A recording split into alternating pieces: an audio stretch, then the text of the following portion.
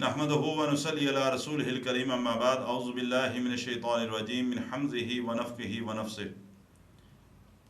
آپ نے قرآن کی فضیلت کے حوالے سے اور اس میں شفا کے حوالے سے بتایا، تو کیا قرآن مجید کو سننا بھی باعث رحمت ہے یا سننے سے میں بھی اس کی کوئی تاثیر ہے؟ میرے بھائی، جب قرآن کی تلاوت پورے غور سے کی جائے تو جس طرح قرآن کی تلاوت کرنے والے پر اثر ہوتا ہے، اسی طرح قرآن کے سننے والے پر بھی اس کا اثر ہوتا ہے۔ جو لوگ واقعی اللہ سے ڈرنے والے ہوں اور خشوع کے ساتھ قرآن مجید کی تلاوت کرنے والے ہوں، قرآن کی تلاوت کی وجہ سے ان کے دلوں پر ایک رکت طاری ہو جاتی ہے، اور پھر ان کے دل اللہ کی طرف، یعنی اللہ کا ذکر زیادہ کرنے کی طرف جو ہے وہ راغب ہونا شروع ہو جاتے ہیں۔ قرآن کی تلاوت سننا بھی اس کی ایک الگ تاثیر ہے، ایک الگ مزہ ہے۔ قرآن پڑھنا اور کسی کی بھی آواز میں آپ اس کو سننا شروع کریں، اس کا ایک الگ مزہ ہے، بشرطے کہ آپ اس کی گہرائی میں جا کر اس کو پورے غور سے، پورے خشوع سے، اس وقت یہ نہیں کہ دائیں بائیں کوئی اور کام لگے ہو، نہیں، پوری توجہ سے سنیں۔ آپ کے اوپر ایک سکینت طاری ہو جائے گی، آپ کے دل کو ایک سکون حاصل ہوگا، آپ کے دل پر ایک رکت کی کیفیت طاری ہو جائے گی۔ اور اللہ کے نبی صلی اللہ علیہ وسلم بھی بعض اوقات اپنے صحابہ سے فرمایا کرتے تھے کہ مجھے قرآن سناؤ۔ عبداللہ بن مسعود رضی اللہ تعالیٰ عنہ فرماتے ہیں، بخاری اور مسلم کے اندر آپ صلی اللہ علیہ وسلم کا یہ فرمان موجود ہے کہ اللہ کے نبی صلی اللہ علیہ وسلم نے ایک دفعہ مجھے کہا کہ عبداللہ مجھے قرآن سناؤ۔ میں نے کہا یا رسول اللہ صلی اللہ علیہ وسلم، میں اور آپ کو قرآن سناؤں؟ آپ پر تو قرآن نازل ہوا، اور مجھ جیسا عام، بے شک صحابی ہے لیکن ہے تو امتی، میں آپ کو قرآن سناؤں؟ اللہ کے رسول صلی اللہ علیہ وسلم فرمانے لگے، عبداللہ میں کہہ رہا ہوں مجھے قرآن سناؤ، میرا دل چاہ رہا ہے میں قرآن سنوں۔ عبداللہ بن مسعود فرماتے ہیں رضی اللہ تعالیٰ عنہ، میں نے سورہ نساء کی تلاوت شروع کی،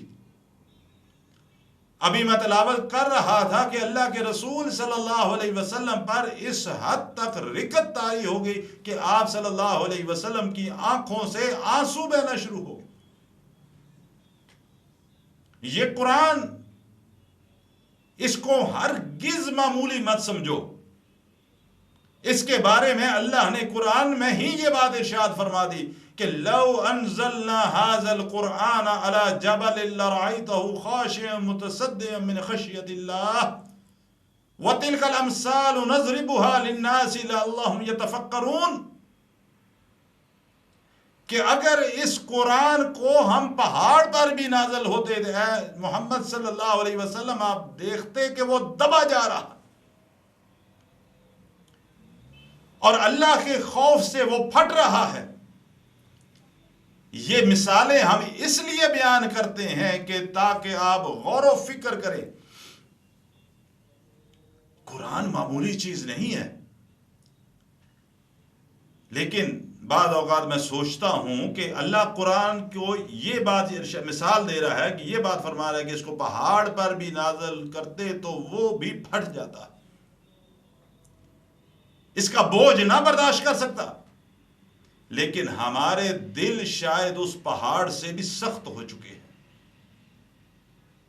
اس پتھر سے بھی سخت ہو چکے ہیں، کہ تلاوت سننے سے نہ ہمارے دلوں میں رکت پیدا ہوتی ہے، اور نہ ہی دل کے اندر یہ جستجو پیدا ہوتی ہے، یہ رغبت پیدا ہوتی ہے کہ ہم قرآن کو مزید سنیں۔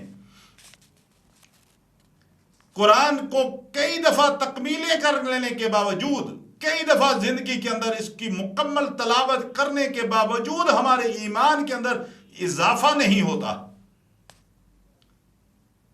قرآن کی ہم تلاوت تو کرتے ہیں، لیکن قرآن میں اللہ نے جو حدود مقرر کی ہیں ہم ان حدود کو تجاوز کرتے ہیں. قرآن کی ہم تلاوت تو کرتے ہیں لیکن اس کے اندر موجود اللہ کے احکامات کی نافرمانی کرتے ہیں، اس پر عمل نہیں کرتے. ہم قرآن کی تلاوت تو کرتے ہیں لیکن قرآن کے اندر جن چیزوں کو اللہ نے حرام قرار دیا ہم نے ان کو اپنے اوپر حلال کر رکھا.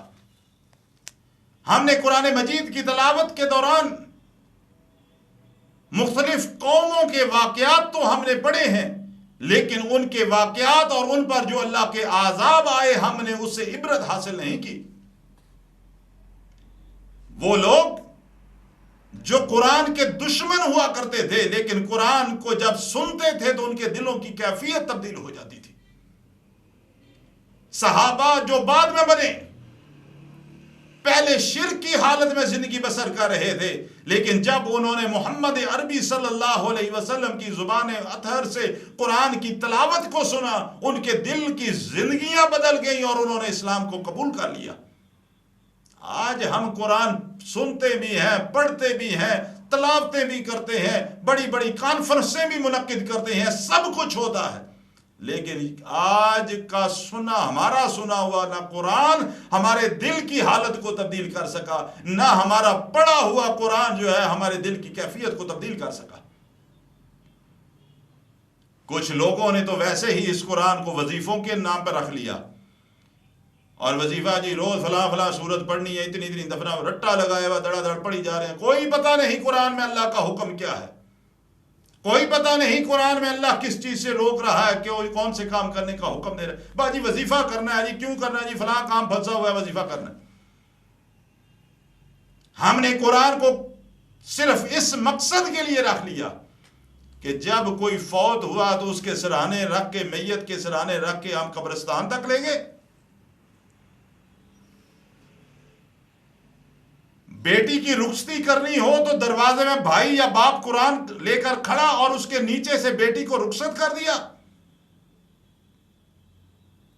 کچھ لوگوں نے اس کو تعویذوں کے طور پر ذریعہ آمدن بنا لیا.